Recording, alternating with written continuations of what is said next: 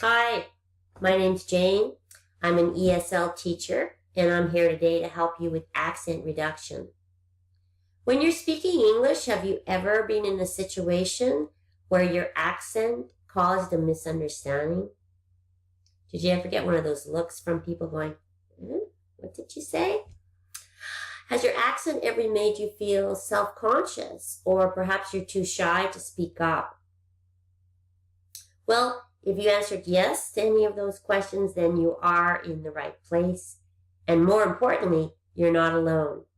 I speak a second language as well. My second language is French, and I've had situations like that quite often where I've been misunderstood. And you feel too shy, and then you don't get practice because you're feeling too shy to speak, right? Okay.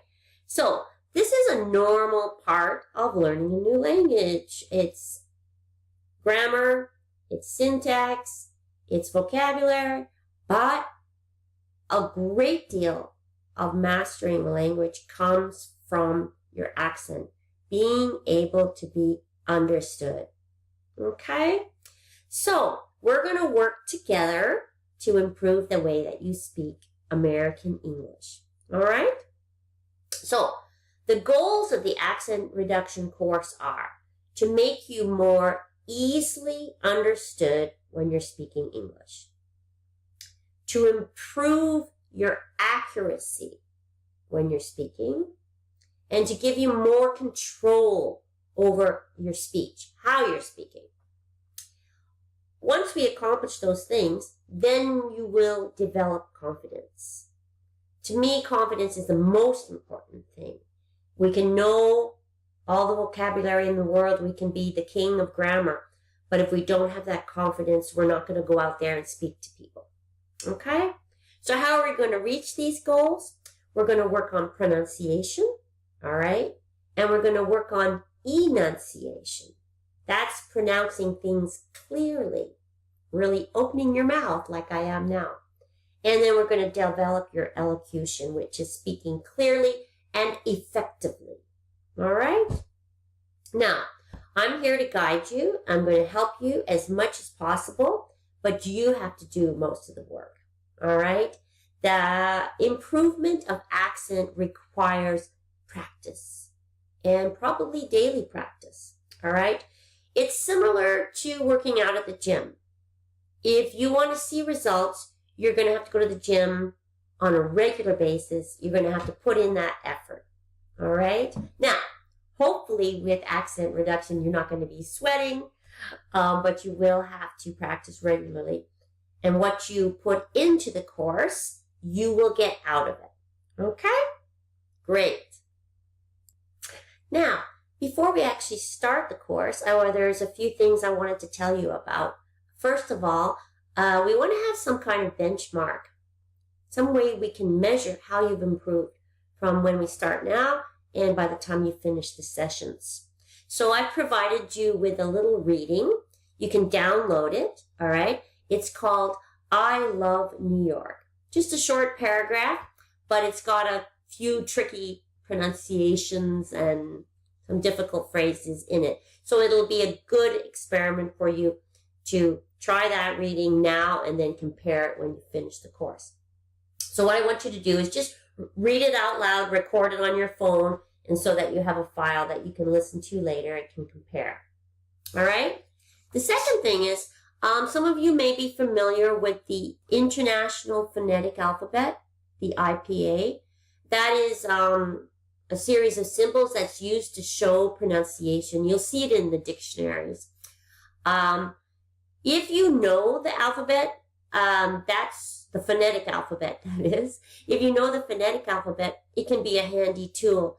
If you don't know it, if you are not familiar with that IPA, then I think it can cause you more problems. And it can seem a little bit overwhelming because you can't understand the pronunciation symbols. So for that reason, I'm not going to use the IPA in this particular course. And we'll just go from the familiarity with words and listening to me to understand how to pronounce a word. Okay? Now, As you may already know, there are many American accents. If you travel throughout the United States, you can hear a variety of accents. So in this course, the accent we're going to be developing is called the General American, or the Western Standard accent, which is an accent that is acceptable throughout all of the United States and Canada as well. It's acceptable to North Americans. Okay? Now, often there will be a PDF that you need to download. So when I indicate that, when we're doing the course, you can just pause it and download whatever it is that you need. All right? So the next thing we're going to do is have you record the I Love New York reading. Okay, so if you haven't downloaded the reading yet, just pause the video now and download it. Okay? Now, I'm going to read the reading for you. So listen carefully, and then afterwards you can record your own. All right? Okay. I love New York. During my time working in New York, I often visited the local markets to do some shopping and purchase items that were difficult to find in my own country. I was pleased with the selection of books that were available. There must have been more than 30 different stalls selling just books. It was very thrilling for a book lover like me. They had so many subjects and genres, from exploring the arts to discovering zoology. It was a great way to spend the afternoon, and it cheered me up after a hard week of teaching kids. Okay, so that's the reading. So basically your homework is to read that aloud and make a recording of that. Okay? So the next topic will be, where does an accent come from? All right, so I'll see you then.